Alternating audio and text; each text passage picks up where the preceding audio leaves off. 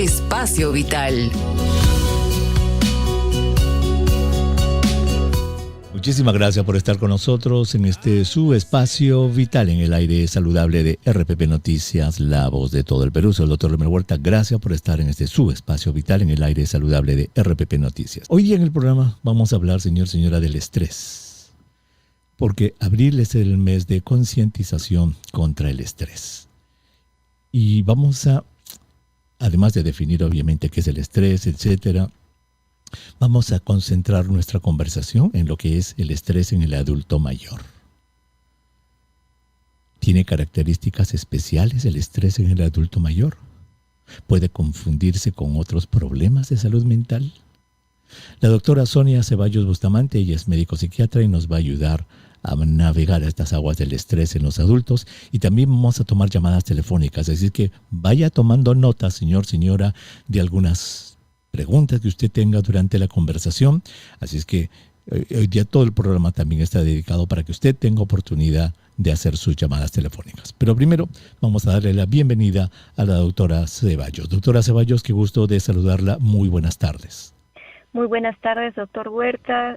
Muchas gracias por la invitación a hablar este día tan particular del Día Mundial de la Conciencia del Estrés, sobre este tema que nos es tan importante en nuestra vida diaria. Así es. Gracias, doctora, por ayudarnos. Muchísimas gracias. Doctora, en palabras sencillas y rápidamente, ¿qué cosa es el estrés? ¿Cómo podemos definir el estrés en palabras sencillas?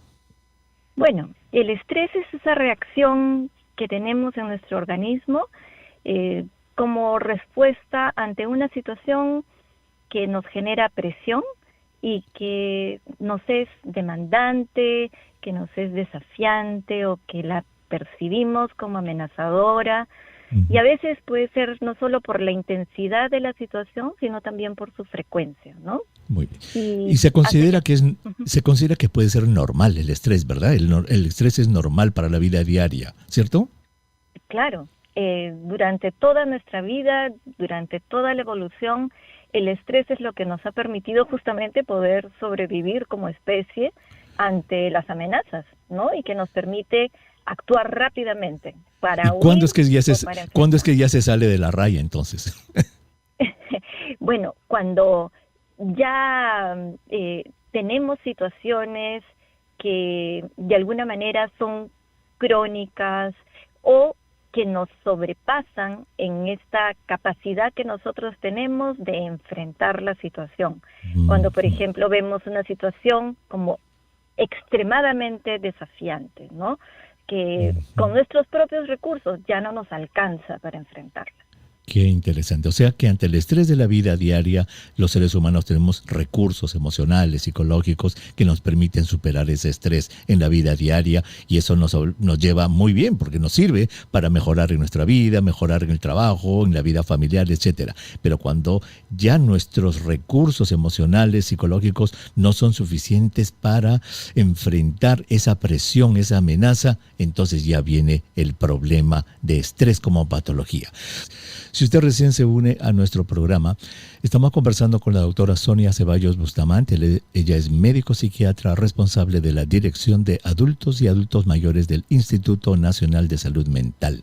Estamos hablando sobre, en este mes de abril se conmemora, se recuerda el mes del estrés. Eso se hace desde el año 1992 por la Organización Mundial de la Salud, y ya nos definió qué cosa es el estrés. En la vida, señora, nos ha dicho la doctora, todos tenemos amenazas, algo nos pasa, como dicen, algo pasa en la vida, pues todos los días nos pasa algo, pero nuestro cuerpo tiene mecanismos para saber manejar esas amenazas. Hay que que algo pasa en el trabajo, que algo pasa en la familia, cualquier situación de estrés, sabemos manejarlo. Pero cuando esas amenazas son intensas o frecuentes, ya se nos escapa, ya, como se dice, ya no puedo más. Ahí viene el estrés. Doctora, ¿el estrés afecta por igual a personas de toda edad? No. Hay situaciones que, diríamos, hacen que la persona sea un poco más vulnerable. Porque, como repetimos, ¿no es cierto?, todo depende también de nuestros recursos internos. Uh-huh. Y hay situaciones que definitivamente, por la etapa de vida, estas situaciones son más difíciles porque escapan mucho más a nuestro control, como sucede en la etapa de la vida del adulto mayor. El adulto mayor además está sometido a una mayor cantidad de este tipo de situaciones porque está sometido a mayores pérdidas, está sometido a mayores situaciones que lo retan, ¿no es cierto? Y es una persona que está en una mayor situación de dependencia, de vulnerabilidad, porque ha perdido mucho la autonomía, la autonomía financiera, ¿no es cierto? La autonomía en diferentes cosas. Entonces, si bien es cierto que el estrés puede afectar a personas de cualquier edad, afecta a los niños, a los adolescentes, a los adultos jóvenes, hombres, mujeres, lo que usted nos está diciendo es que el adulto mayor es un poco más vulnerable a los efectos del estrés. Entonces, ahora viene y me pregunta, doctora, ¿qué características tiene el estrés de la persona mayor, del adulto mayor? En el adulto mayor vamos a tener que la principal afectación, lo que más rápido aparece, son las molestias físicas. Y más concretamente, el sueño y el apetito. El sueño tiende a irse o la persona duerme mucho, y el apetito igual, ¿no? La persona deja de comer o come más frecuentemente. Y por otro lado están las manifestaciones físicas. El adulto mayor suele somatizar mucho. Esto quiere decir que este malestar, este malestar que es emocional, lo transforma en un malestar que es físico. Dolores de cabeza, náuseas, vómitos, ardor del estómago, en fin, incluso hasta mayor urgencias para miccionar, y que son en realidad respuestas de estrés. Muy bien, qué interesante. O sea que, a diferencia de otros grupos de edad, y esto lo vamos a ver en otros días, el adulto mayor, cuando está sometido a este estrés, porque es una persona vulnerable, nos ha dicho por su posición de dependencia, la edad, etcétera, que nos va a decir después, tiende a mostrar en su cuerpo el impacto del estrés. O sea, el estrés lo afecta de tal manera que su cuerpo manifiesta síntomas. Empieza a comer en cantidad y se engorda, o al revés, no quiere bajar y comer y se baja de peso, no puede dormir o no quiere salir de la cama. ¿Qué pasa, papá? ¿Qué pasa, mamá? Y es el estrés. Entonces, ahora viene un aspecto importante, doctora, que quisiera que me conteste en el siguiente bloque, que es, ¿cómo diferenciamos entonces esto que nos está diciendo? Porque son los mismos síntomas prácticamente de la depresión, por ejemplo. ¿Cómo diferenciamos depresión, ansiedad crónica, etcétera, de lo que es el estrés? Estamos conversando con la doctora Sonia Ceballos Bustamante, médico psiquiatra, responsable de la Dirección de Adultos y Adultos Mayores del Instituto Nacional de Salud Mental, sobre el estrés. Y estamos focalizando nuestra conversación en el estrés sobre la persona mayor, el adulto mayor. Y ya nos ha dicho la doctora que el adulto mayor es una persona muy vulnerable y que cuando tiene estrés generalmente expresa con síntomas ese estrés, principalmente en el área del apetito y en el área del sueño. O come mucho o no quiere comer, o duerme mucho o no quiere dormir, además de dolores de cabeza, dolores de vientre. O sea, afecta su cuerpo, manifiesta con síntomas de este estrés. Y hemos pedido que ustedes nos llamen, nuestros oyentes, y vamos a conversar con Jorge. Jorge, muy buenas tardes. La doctora lo escucha. Sí, buenas tardes, doctor. Guarde la doctora Ceballos. La doctora Ceballos, sí. Adelante. Claro. Bueno, yo quería hacer una aportación y pregunta a la vez. Bueno, no sé cómo será. Yo tengo 63 años. Soy una persona invidente. Yo me he dado cuenta, y al principio, bueno, siempre he salido acompañado, pero ya comencé a usar mi palito para salir y me daba cuenta que eso me estresaba demasiado porque me daba mucho miedo caminar solo, y más en las calles de Lima. Entonces, yo creo de que también hay que aceptar lo que uno está viviendo o pasando en ese momento y ir conociendo lo que el problema, ¿no? Yo creo de que también es una cuestión de aceptación de lo que a uno le está sucediendo. Ahora es algo más tranquilo, pues ya conozco un poco más, pero me estresaba. Y la pregunta es, ¿esto se debería de ver a nivel inicialmente de psicología o se tiene que ver con un psiquiatra directamente? Esa es la pregunta, doctor. Gracias. Ya, ¿qué tendría que ser visto? Dice usted, es el tema de la aceptación, ¿no? La aceptación, sí. Ya, muy bien, gracias, don Jorge. Qué sabio lo que ha dicho don Jorge, doctora. Una persona tiene que aceptar, vivir su realidad y saber aceptar su realidad y luego planificar. ¿Qué comentario le merece y qué respuesta le puede dar a Jorge? Muchas gracias, señor Jorge, don Jorge, por su pregunta. En realidad, nosotros tenemos mucho más miedo ante lo desconocido que ante lo conocido, ¿no es cierto? Entonces, cuando enfrentamos una situación que nos es nueva, una situación que nosotros percibimos como amenazante, no puedo ver, estoy saliendo recién por primera vez, es una situación que no conozco, yo me puedo anticipar a muchos peligros reales o imaginarios.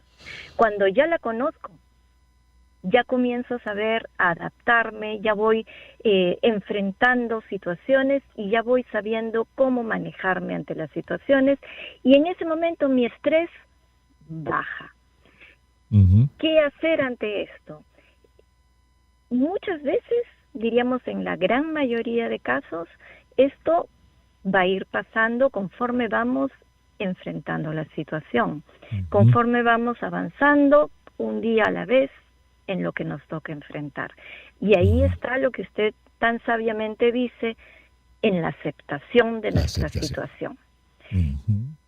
Cuando vemos que con lo que nosotros hacemos no conseguimos superar ese miedo, podemos acudir a un especialista que nos ayude a ver diferentes perspectivas para poder encontrar esas herramientas que a veces nos hemos olvidado de cómo usar y poder aplicarlas y poder enfrentar las situaciones. Cuando entonces ya las costuras se aflojan, el estrés nos está afectando, nos damos cuenta de eso, entonces buscar ayuda profesional con el médico psiquiatra. Mary está en San... O con el psicólogo. En un inicio, claro, podemos buscar a un psicólogo. Ya cuando hay una afectación orgánica mucho mayor, ya vamos a buscar a un psiquiatra. Sí, pero ¿quién decide eso, doctora? En realidad es el primer recurso, y lo primero que siempre nosotros tenemos a la mano es el profesional psicólogo que nos va a ayudar a enfrentar una situación, diríamos, que nos es demandante, que nos reta, que nos es desafiante y que nos va a ayudar a encontrar nuestros recursos internos. Cuando ya nosotros, con lo que tenemos, ¿no es cierto?, o con lo que podemos aprender de lo que este profesional nos puede enseñar para poder enfrentar diferentes situaciones, cuando a pesar de eso no conseguimos superar esa situación, nos comienza a afectar en nuestra vida diaria, ahí buscamos a un psiquiatra. ¿Que el paciente lo busca o el psicólogo lo refiere? Muchas veces es el psicólogo el que lo refiere, otras veces es la familia que ve que definitivamente su paciente está con una afectación muy importante y entonces lo va a buscar. Para serle sincero, doctora, yo pensé que era al revés, que habría que buscar al psiquiatra que nos hace un diagnóstico médico y dice, mire, usted tranquilo, yo le recomiendo a este psicólogo, a esta psicóloga, y nos deriva al psicólogo. En realidad nosotros trabajamos siempre muy de la mano. Claro, yo sé que trabajan por eso, pero la primera evaluación debería ser la evaluación médica por el psiquiatra. Se da de acuerdo a la, diremos, a la disponibilidad del recurso, ¿no es cierto? Eso quizás eso es lo que cambia, la disponibilidad. Al no haber suficiente número de psiquiatras, entonces obviamente acudimos al profesional psicólogo. Esa es una razón, digamos, administrativa más que médica, ¿cierto? Sí. Muy bien. Perfecto, nos pusimos de acuerdo. La señora Mary ha estado esperando amablemente todo este tiempo. Le agradezco mucho su espera. Gracias, doña Mary, por esperar. La doctora la escucha en el programa. Adelante, la doctora Ceballos. Muchas gracias, doctor. Muchas gracias a usted por atenderme y a la doctora también. Doctor, yo hace 4 años tuve una preocupación muy grande porque tengo 85 años actualmente y hace 4 años me quedé solita en la casa de noche y tuve mucho temor, mucho miedo, pero dormí. Al día siguiente me desperté con varias ronchas en mi cuerpo. Entonces me fui a la dermatología, me examinaron y me dijeron que era herpes zóster por estrés. Le conté lo que había sucedido esa noche y me dijeron que era el estrés lo que me había pasado. Y actualmente, doctor, cada vez que tengo una preocupación, me lleno de ronchitas los brazos, las piernas, que solitas se secan, se van desapareciendo, pero no sé cómo curarme. Doña Mary, o sea que esas ronchitas, por ejemplo, ¿qué tipo de estrés? Recuérdenos, por favor, pónganos un ejemplo, ahora último, ¿qué tipo de estrés ha tenido que le ha ocasionado ronchas? Por ejemplo. Lo de ahora último, a veces preocupaciones por mis hijos que trabajan. Ellos tienen problemas a veces, se les malogra el carro, ya se quedan varados en algún sitio. Y eso me altera, no me deja dormir. Estoy pensando toda la noche, rogando a Dios que no les pase nada. Y al día siguiente ya amanezco con las ronchitas. Y también me operaron hace una semana de cataratas a un ojo.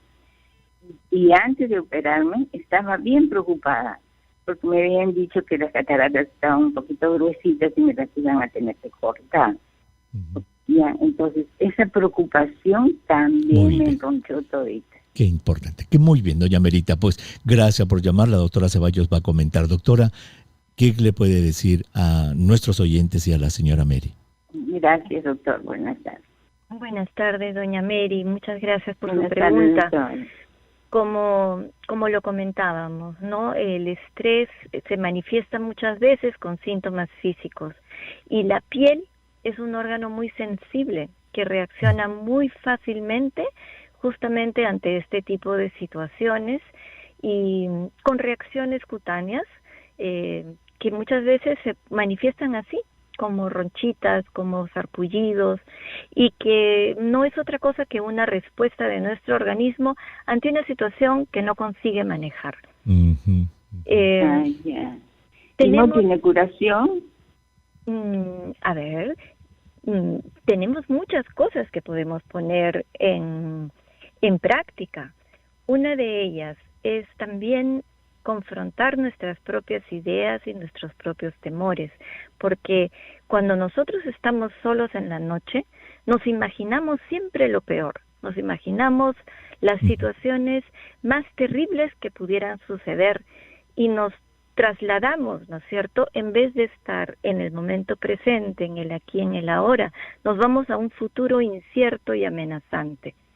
Sin embargo, cuando lo contrastamos y vemos lo que ha pasado en realidad y vemos cómo ha sido a lo largo de nuestra vida, vemos que ninguno de esos temores tan amenazantes se hizo realidad. ¿Y qué son eso? Es el miedo. Y esas ideas que nos hacemos es lo que alimenta nuestro miedo. Qué interesante, doctora, porque mire, la señora Mary nos ha dado un punto importante, ¿verdad? Es ese estrés que uno siente por los hijos, etcétera. Y fíjese el mensaje que recibimos desde Estados Unidos, desde Ohio, donde la señora Rosario nos escucha a través del audio player. Ella dice lo siguiente: sabemos que los adultos mayores suelen tener preocupaciones que se vuelven fijas, y aunque uno trate de darles tranquilidad al decirles que no se preocupen por A o B situación, ellos no pueden evitar hacerlo y se siguen preocupando. Mi pregunta es, ¿cuáles serían otras maneras de ayudarlos a relajarse que solo decirles no te preocupes? Ahí hay una cuestión que es muy importante. ¿Qué tanto estamos escuchando? Si bien es cierto, muchas veces es más, diríamos, nuestro primer recurso va a ser decir a la persona no te preocupes. El decir no te preocupes, la persona también lo puede escuchar o interpretar como el decir no te preocupes, la persona también lo puede escuchar o interpretar como no me prestas atención, no estás viendo mi problema, no estás viendo lo terrible que está haciendo para mí, y podemos incluso minimizar la preocupación. Entonces es importante tomarnos un tiempo, escuchar, ponernos en el lugar de este adulto mayor, que ya no tiene en sus manos todo lo que tuvo durante su vida para enfrentar estas situaciones. Los hijos antes eran pequeños, yo los podía tener bajo mi control, los podía proteger, los podía cuidar, salvar. Y de pronto mis hijos crecen, son independientes, tienen sus vidas y yo ya no tengo cómo controlar esas amenazas. Entonces, o sea, el arte de escuchar es importantísimo, dejarlos que hablen, explicarles, dejar que hablen, explicarles un diálogo fluido, eso sería, en su opinión, obviamente mucho más útil que simplemente escucharlos un ratito y decirle, no te preocupes mamá, todo está bien, no te preocupes, todo está bien, sino el diálogo fluido para hacerlos entender. Qué importante. Doctora Ceballos, en RPP Noticias estamos en esta nuestra campaña Yo Muevo al Perú. ¿Cómo ha movido al Perú usted el día de hoy? ¿Cómo mueve al Perú? Bueno, lo movemos con nuestro trabajo diario, tratando de buscar soluciones para hacer la vida más fácil de nuestros usuarios, de nuestros pacientes. Hoy día justamente hemos estado trabajando en algunas soluciones de implementación del gobierno digital en el Instituto Nacional de Salud Mental para hacer la vida un poco más sencilla y con menos trámites para todos nuestros usuarios. Ahí está, fabuloso. Doctora Ceballos, muchísimas gracias por haber estado con nosotros en el programa. Muchísimas gracias por la oportunidad, doctor Huertas. Me despido, no sin antes dejar este mensaje para todos nuestros amigos que nos están escuchando, y es que uno siempre tiene mayor temor y el miedo es mayor cuando nos enfrentamos a algo que no conocemos, y a veces eso que nos imaginamos y que nos adelantamos resulta siendo algo que en realidad es muy pequeño, ¿no? Entonces, es como un tigre de papel, ¿no? Cuando lo vemos, o con una sombra en la pared. Cuando vemos la sombra parece que nos va a avasallar, pero cuando la tenemos, resulta que sí podíamos tigrecito de papel. Gracias.